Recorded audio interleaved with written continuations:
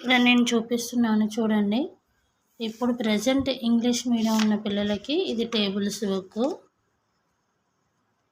Digits numbers 1 to 9.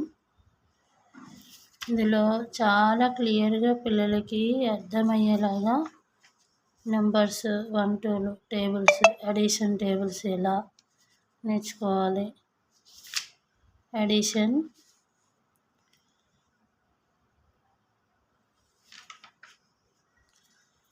Multiplication tables,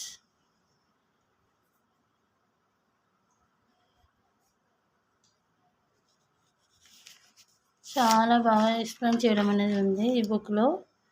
tables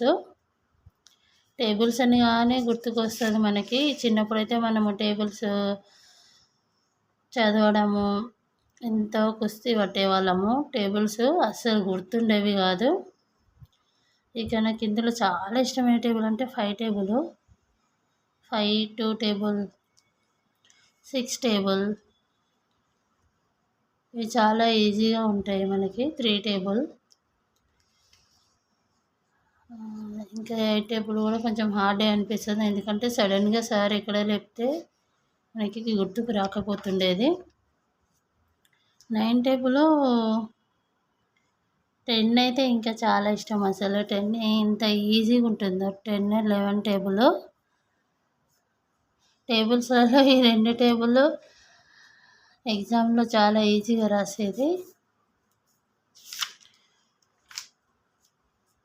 పిల్లలకి 20 వరకు tables ఉన్నాయి.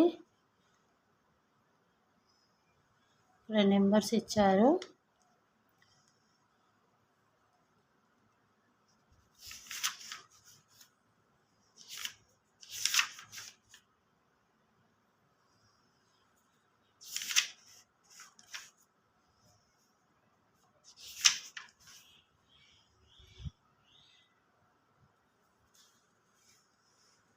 ఇక్కడ చూడండి, మా పాపకైతే నేను సింపుల్ చిన్న చిన్న మెథడ్స్ ద్వారా ఇలా భాగాహారం అనేది నేర్పిస్తాను ఇంట్లోనే.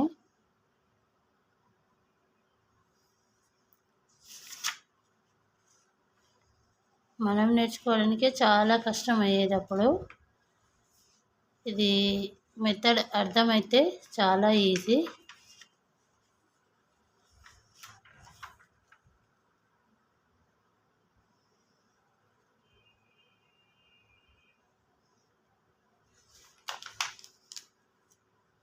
టేబుల్స్ మొత్తం వస్తే భాగాహారం చేయడం ఈజీ ఉంటుంది. టేబుల్స్ గుర్తుంటే సరిపోతుంది.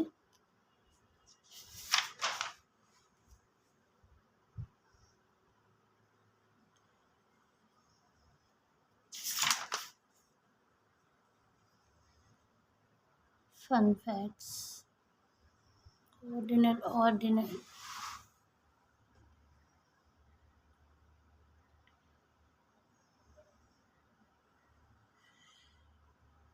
ఆర్డినల్ రోమన్ నెంబర్స్ కూడా ఇచ్చారు ఇక్కడ.